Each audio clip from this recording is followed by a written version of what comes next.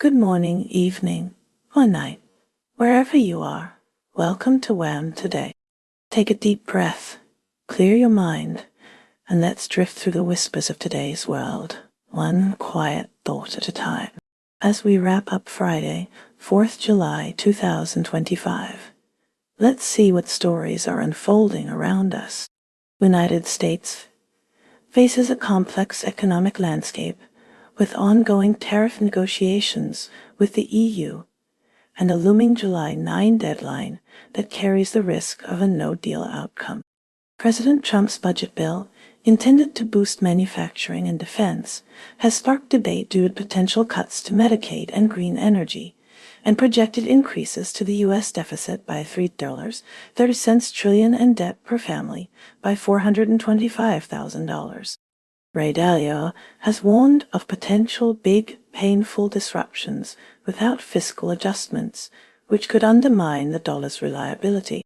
Despite these concerns, the U.S. stock market has rallied, reaching record highs, fueled by strong jobs growth and optimism about trade deals, including one with Vietnam. The U.S. dollar has fluctuated, weakening as the tariff deadline nears, but also impacting global investment flows. A U.S.-Swiss trade deal is anticipated to include pharmaceutical levy assurances. The U.S. is also reassessing its approach to Colombia amid a cocaine boom and rising violence. Turning to India, its equities are expected to benefit from renewed foreign investment due to a weakening U.S. dollar and anticipated rate cuts, despite previous outflows. However, the markets have been affected by allegations against the U.S. trading firm Jane Street, accused by SEBI of market manipulation involving $36,502 crore profit from options trading. SEBI has mandated Jane Street to deposit 4,843 crore. Zerodha CEO Nitin Kamath has commented on the potential impact of SEBI's ban on Jane Street on the F&O market. The rupee has strengthened, rising 16 pace to close at 85.39 against the US dollar. Trade Minister Piyush Goyal has stated that trade deals are not bound by deadlines amid ongoing India-US BTA talks. In Australia, shares have shown positive momentum, approaching new record highs, supported by gains in the tech and finance sectors and boosted by strongest job growth. The Australian economy is displaying signs of improvement. Fujitsu and exchanges are bringing the counter ETF platform to Australia. Goodman Group is creating a $2.70 billion group to invest in Hong Kong data centers. Australia is focusing on critical minerals as part of the Quad Alliance. New regulations include a mandatory merger control regime, and measures are being implemented to age-assure Google and Bangai. The European Union is currently engaged in negotiations to finalize a tariff deal with the US by July 9th, although the possibility of a no-deal scenario remains. While US stocks experience volatility, Europe and the euro maintain a stable ascent. Relaxation in US-China trade relations has prompted gains in China's markets. However, the end of a tax-free loophole for low-value goods is disrupting air shipments to the US from China. Shifting to the United Kingdom, US firms dominate UKM and our rankings for the first half of 25, but FTSE 100 pairing, India's stock market is showing resilience amid mixed signals. Despite persistent outflows from foreign portfolio investors, the Sensex closed 193 points higher, and the Nifty 50 rose 56 points to close at 25,461. Experts like Ankit Patel predict the Indian stock market may surpass previous highs in H2 25, bolstered by robust macro fundamentals and consumption growth. July anticipates $2.40 billion in IPO offerings, signaling renewed confidence. Gujarat has surpassed 1 crore stock market investors, becoming the third Indian state to achieve this milestone. However, The Securities and Exchange Board of India, SEBI, has temporarily banned U.S. trading firm Jane Street from the Indian stock market for alleged index manipulation, impounding $4,1840 crore, approximately $580. SEBI's investigation is expected to broaden, barring Jane Street entities from trading in securities. This action has raised concerns about retail trader vulnerabilities and impacted Indian stockbrokers and the BSEA. The Confederation of Indian Industry forecasts Indian economic growth at 6.47% for the current financial year, driven by strong domestic demand, though geopolitical uncertainty presents risks. State Bank of India's SEBI profit growth outpaced India's GDP growth, highlighting its stability and market dominance. India is also navigating international trade dynamics, including the potential for escalated global trade tensions following the conclusion of the 90-day suspension of Trump-era tariffs. India is prioritizing national interests in ongoing trade talks. India has initiated an anti-dumping probe into polyethylene imports from 6 countries. WHAM Brands is reportedly in discussions to facilitate a merger of its 2 Indian partners. Turning to the United States, the trading firm Jane Street faces a ban from the Indian stock market. SEBI alleges index manipulation and has impounded Yak 4,840 crore. The ban prevents Jane Street entities from directly or indirectly trading securities. The U.S. is currently engaged in trade discussions with India, where India is emphasizing its national interest. Furthermore, the expiration of the 90-day suspension of Trump-era tariffs could potentially increase global trade tensions.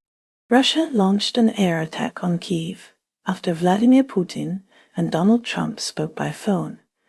During the call, Putin stated that Russia will not back down on its goals in Ukraine.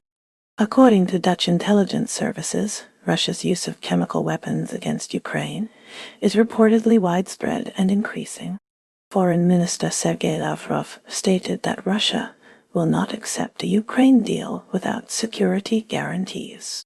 Economically, Russia is selling more foreign currency from its wealth fund to cover a budget shortfall. The Russian government reduced the wheat export tax to 0. Rostec, a sanctioned Russian state entity, plans to launch a ruble-pegged stablecoin called Rubex and a payment platform on the Tron blockchain to circumvent banks. The central bank is anticipated to cut its key rate to 19% in July.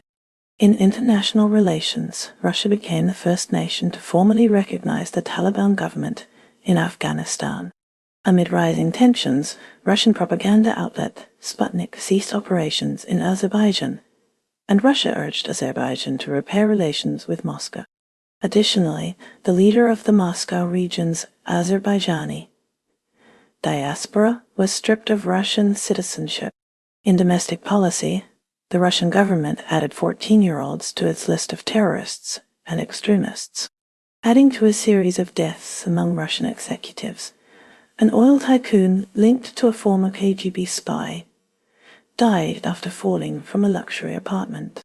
Europe's stock markets are facing a downturn due to potential U.S. tariffs and geopolitical tensions.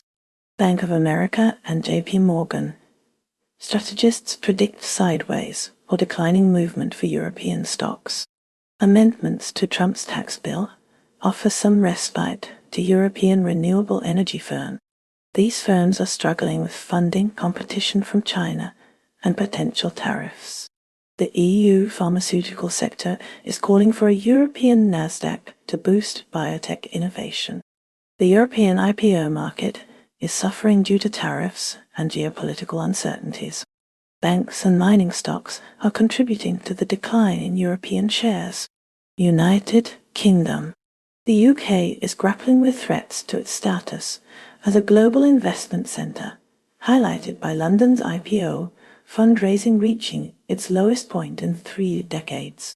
Guaranty Trust has plans for a UK IPO. The Financial Conduct Authority, FCA, has also warned that understated liquidity in the UK stock market could impede listings.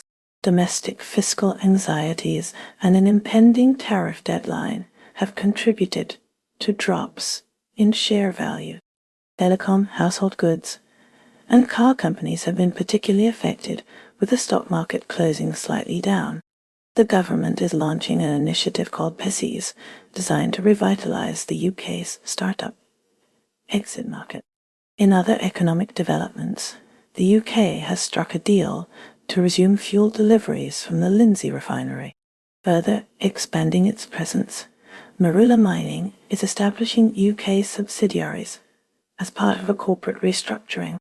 The impact of climate change is also being felt in agriculture, resulting in parched wheat and larger berries. Trescon is launching CARE, a global summit series designed to connect UK climate innovation with emerging clean energy hubs. Ukraine-Russia, WHAM. The conflict between Ukraine and Russia continues to escalate with attacks and far-reaching international consequences. Putin has reportedly intensified attacks on Ukraine, launching the largest barrage after a call with Trump.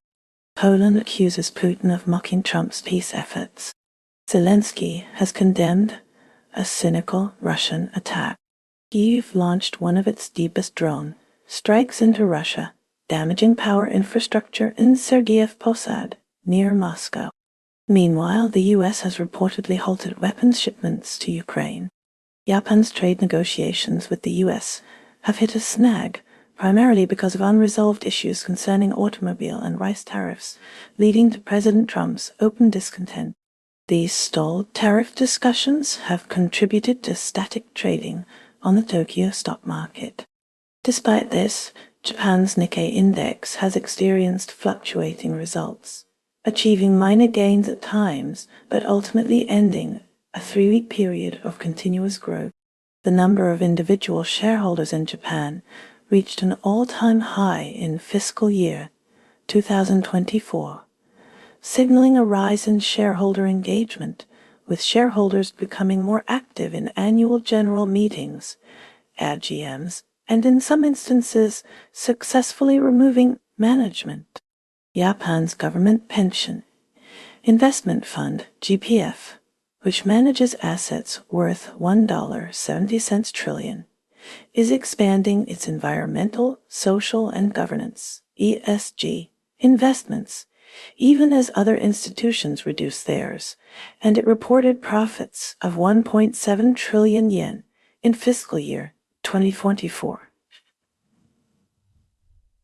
In other news, Japan plans to start experimental rare earth mud mining from the ocean floor in early 2026, and a new white label service has been launched to streamline the creation of exchange-traded funds (ETFs).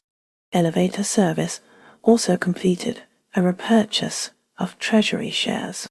Japan is set to co-host Asia Day during the Japan Week's 2025 event. Finally, TSMC is reportedly postponing its chip plant in Japan, prioritizing its U.S. plant to circumvent tariffs. China is currently navigating a complex landscape of economic, trade, and environmental challenges. Recent anti-dumping duties imposed on European brandy, primarily from France, have escalated trade tensions with the EU, despite Foreign Minister Wang Yi's efforts to foster improved trade relations. These tariffs coincide with a broader context of a potential power shift in Asia due to China's trade dynamics, which is being closely monitored by investors. Domestically, China is showing signs of addressing the intense price wars affecting its electric vehicle industry. The country is also promoting the adoption of its digital yuan by expanding its use to free trade zones. A trade-in program supported by 300 billion yuan, $40.90 billion, in funding is stimulating sales of foreign brands, including Apple, through discounts on various goods. On the environmental front, China's dominance in rare earth production, particularly centered around the Bayan Obo mine in Inner Mongolia, has led to significant environmental contamination from heavy metals and radioactive chemicals, posing ongoing health threats due to the country's historically low environmental standards. Regulatory concerns over blind box addiction are considered by some analysts to be overstated, given that Pop Mart's primary consumers are Gen Z and millennials, rather than young children. Turning to the United States, the pyrotechnics industry is heavily reliant on Chinese fireworks imports, and tariffs imposed by the U.S. threaten 4th of July celebrations. South Korea is strategically positioning itself to capitalize on U.S. efforts to reduce China's shipbuilding influence, despite the U.S.'s own limited capacity. A tech sector boom is driving a resurgence in South Korean exports, with chip makers ramping up production to meet AI-driven demand. Counterbalancing this, U.S. tariffs are affecting other industries, creating friction as the U.S. urges South Korea to reassess its big tech bill, and trade agreement talks stall. To boost its economy, South Korea has earmarked $12.8 trillion in a supplementary budget focused on consumer incentives. Utility stocks are climbing after revisions to the Commercial Act, anticipating rate normalization. To address the Korea discount, the undervaluation of South Korean firms. South Korean companies are actively issuing bonds secured by treasury shares. Chinese tech giant Tencent is making substantial investments in South Korea to strengthen its cloud infrastructure. Expanding its reach, the South Korean fast food chain Latteria is planning to enter the Philippines market. Geopolitically, South Korea faces a complex strategic situation regarding potential conflict in Taiwan, balancing alliances with regional stability. Socially, South Korea is grappling with declining birth rates, raising concerns about its long-term demographic outlook. Saudi Arabia's economic landscape is marked by growth in both its oil and non-oil sectors, with OPEC reporting increased oil output in June attributed to Saudi Arabia and the UAE. The non-oil sector is also experiencing accelerated growth, fueled by strong demand as indicated by PMI data, and the unemployment rate has reached a new low. Strengthening international ties, Saudi Arabia and Indonesia have formalized agreements totaling $27 billion, while discussions are underway with Morocco to establish a joint investment fund. Bolstering its financial capabilities, the Saudi Arabian Wealth Fund is benefiting from increased investment activities. The luxury market is also expanding, particularly in the high-end automotive sector. In healthcare, Burjeel Holdings is strategically expanding its footprint in Saudi Arabia through the acquisition of Physiotrio, aligning with the country's Vision 2030. On the defense front, Saudi Arabia has activated its first THAAD missile defense system. Innovation is also evident in the real estate sector, marked by the launch of the first tokenized real estate transaction by Dropua and Raffle Real Estate. Despite ongoing speculation, Saudi Arabia has indicated it is not currently prioritizing the normalization of relations with Israel.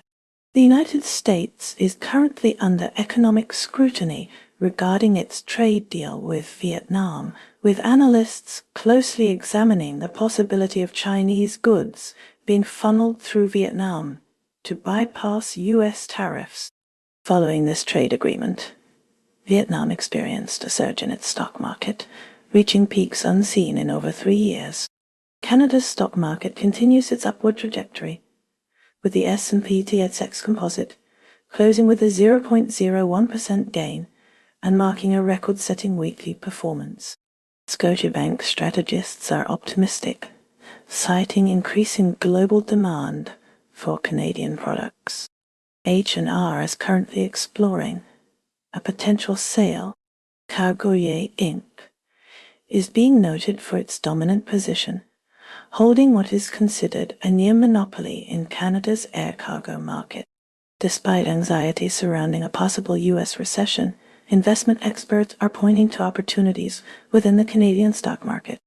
Separately, Canada's finance minister expressed confidence in finding a solution to avoid the baseline U.S. tariff.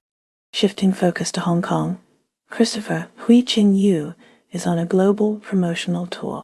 His itinerary includes roadshows in key markets such as Canada, the UK, and Norway. The aim is to attract international businesses and encourage them to redomicile their operations in Hong Kong.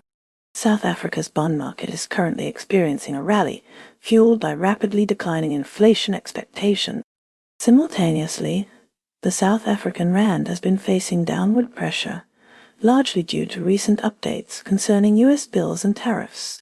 In an effort to address concerns about the national jobs data, South Africa is also exploring the possibility of establishing a comprehensive small business registry. The country's aging infrastructure is posing challenges, particularly its negative impact on the local property market.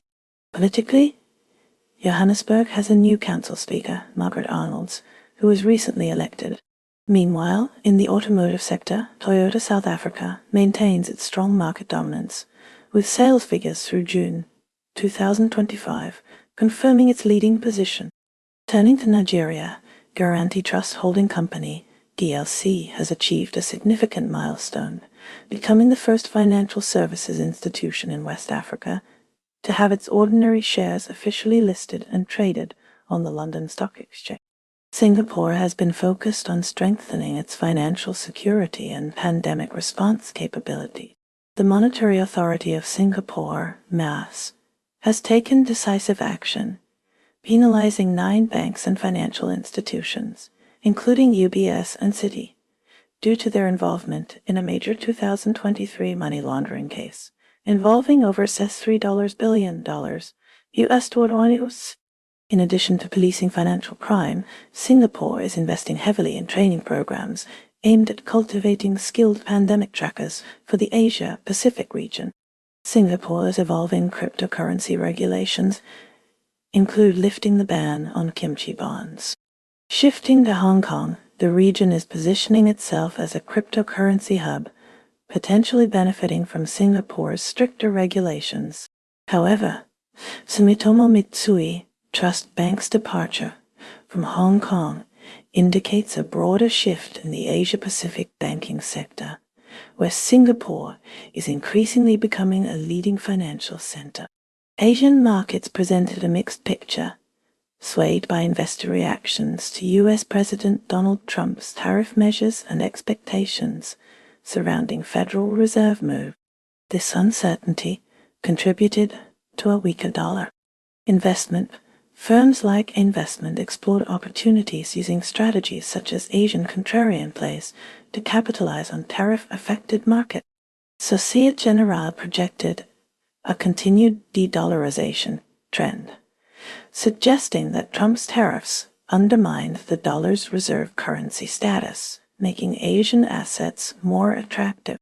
As this unfolded, US stocks were hitting record highs. Nigeria is facing scrutiny as an email address traced back to the country was used in a scam. The scam involved individuals impersonating Steve Wickoff, a prominent figure who co-chaired President Donald Trump's inaugural committee. Simultaneously, the Nigerian financial landscape is evolving with increased participation in the stock exchange. Nigerians are now widely adopting different mobile applications to conduct trading activities, marking a shift towards digital investment platforms in 2025. Ongoing tariff discussions are casting a long shadow, influencing market sentiment and contributing to a drop in stock values and the dollar's strength. China is responding to EU tariffs on its electric vehicles by imposing substantial tariffs on European brandy. However, major cognac producers are receiving concessions, suggesting preemptive agreements to soften the blow. Turning to France, Eurasia formalized a significant $12 billion with Airbus. This agreement underscores the importance of international collaborations within the aerospace industry. The deal was finalized during a state visit, further emphasizing its significance. Germany is attempting to bypass the gridlocked world trade organization through a joint EU initiative, a situation prompted by actions from the United States. Adding to its international commitments, Germany intends to order tanks to strengthen NATO's defense capabilities. Within Germany, the Autobahn is experiencing cracking as a result of the recent European heatwave. Economically, the DAX index has taken a hit due to lackluster factory data. United States Attorney General Pam Bondi implied that President Trump considered banning TikTok a distraction from his constitutional responsibilities, which could broaden the scope of presidential authority in the future. The United States boasts an impressive archipelago featuring more than 18,000 islands, reachable by land or sea. Thailand's economic recovery faces headwinds due to persistent political unrest. This instability negatively affects tourism and increases worries about potential tariffs. Shifting focus to Canada, Prime Minister Justin Trudeau is facing increased pressure to address rising inflation rates, which are impacting household budgets across the country. The Canadian government is considering new fiscal policies to combat these economic challenges. Meanwhile, in France, President Emmanuel Macron is working to consolidate his parliamentary majority after recent political turbulence. Macron's administration is focused on pushing through controversial pension reforms despite ongoing public opposition and widespread strikes. Turning to developments in Brazil, President Lula da Silva is advocating for stronger environmental protections in the Amazon rainforest. He is also seeking international cooperation to combat deforestation and promote sustainable development in the region. Moving on to Australia, the government is grappling with a cybersecurity breach affecting millions of citizens. Lawmakers are debating new legislation to strengthen data protection measures and hold companies accountable for safeguarding personal information. Finally, in Germany, Chancellor Olaf Scholz is navigating a complex energy crisis exacerbated by geopolitical tensions. The German government is exploring alternative energy sources and seeking to reduce its reliance on Russian gas imports to ensure energy security. Hamas has signaled openness to discussing a proposed Gaza ceasefire. This follows President Trump's unveiling of a final proposal for a 60-day halt to fighting. Iran's Imam Khomeini International Airport has resumed international flights after a 20-day halt. Meanwhile, Greece has successfully navigated a decade of austerity, significantly altering its economic outlook. The severe fiscal difficulties that once burdened the country have largely been resolved. Shifting focus to Sweden, the country is intensifying its efforts to seize cryptocurrency assets, even without established evidence of criminal involvement. Azerbaijan recently made its first appearance at China's premier television and film marketplace. In Malaysia, 12 companies are preparing to showcase their offerings at the upcoming Korea Import Fair. Mexico is moving forward with plans to spin off the trusts associated with the intervened banks, Cibanco and Intercam. Brazil's participation and investment in the BRICS Economic Alliance has not yet produced substantial benefits for the country. On a global scale, the looming threat of tariffs is casting a shadow over financial markets. Pre-market trading on Wall Street is down, reflecting similar declines in both Asian and European markets. And that's a wrap for today's news, because even headlines need a nap. Stay curious, stay kind, and let the noise fade as you find your quiet. Take care, stay awesome, and I'll see you next time on WHAM Today.